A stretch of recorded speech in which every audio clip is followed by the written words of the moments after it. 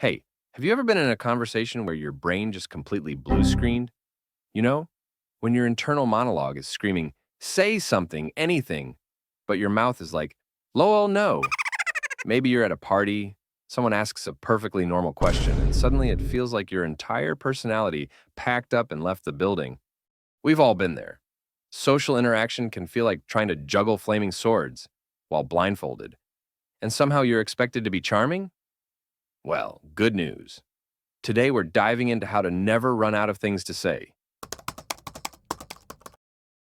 Harvard neuroscientists found that talking about oneself activates the brain's reward centers. Literally, people love talking about themselves almost as much as food and money. So ask things like, what's the story behind that tattoo? How'd you get into beekeeping? Was your childhood more Disney movie or weird sitcom? And boom, they talk. You nod. You win. Imagine conversations like a game of Clue. Your job is to be the detective. Their job is to drop clues.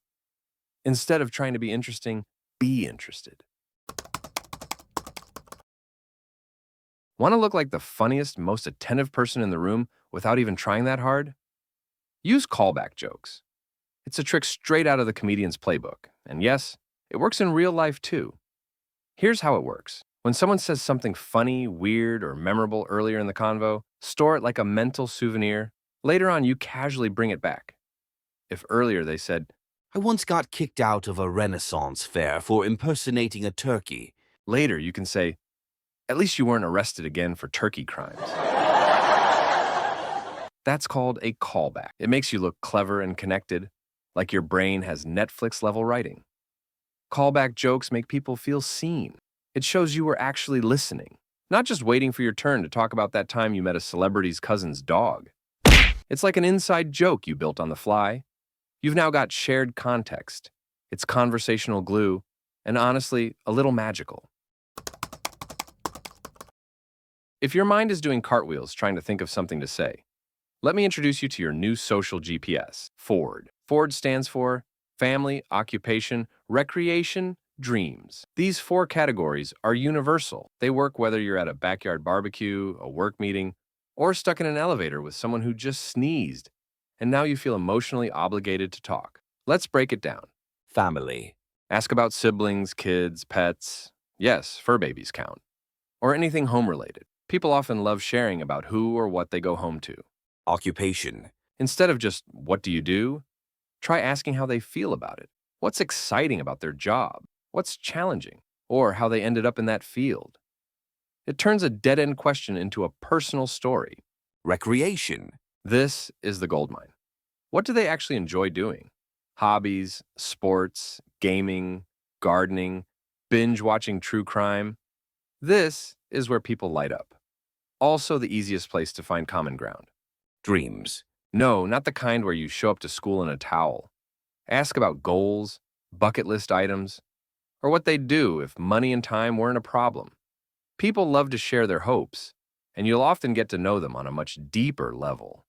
The beauty of the Ford method is that it gives your brain four comfy categories to roam around in, like conversation training wheels. When in doubt, just drive the Ford. Let's talk about the dreaded silence. You know the one. It sneaks into conversations like a raccoon in your garage. Uninvited, weirdly loud, and hard to get rid of. But here's the thing. Silence isn't a conversation killer. It's just a pause. It gives your brain time to reload. In fact, psychologists call this the processing gap. When you allow even a few seconds of silence, both people get a moment to reflect, react, or shift topics naturally. Pro tip: don't panic and try to fill every gap with random noises like, so yeah, anyway, weather's crazy, right? Instead, just breathe, smile, sip your drink, nod thoughtfully like you're about to say something very wise. Let's face it, you are weird. Don't worry. So is everyone else, and that's the fun part. Some of us collect crystals, some of us talk to plants, some of us think about raccoons way too often. No comment. Dr. Tai Toshiro, a psychologist and author of Awkward, the science of why we're socially weird but socially awesome, found that people who embrace their weirdness are seen as more genuine, confident, and likable. Nobody wants a perfect robot. We want people who are human, flawed, a little spicy. So go ahead and say, I once wrote fan fiction about bread. Because guess what? Someone out there is going to go, OMG, me too. But mine was about bagels. the moment you stop trying to sound normal is the moment you start sounding real. And that's when conversations stop being small talk and start being connection. Now, here's the things. If you constantly fear running out of things to say, it's not a conversation problem. It's a self-judgment problem. You're not boring. You're just busy judging every word before it exits your mouth like it's auditioning for The Voice. But conversations aren't performances, they're connection attempts. So next time you're stuck, remember, be a curious detective, use callback jokes, use the Ford method, don't fear the silence, and be okay being weird. You've got more to say than you think. Now go out there and say it.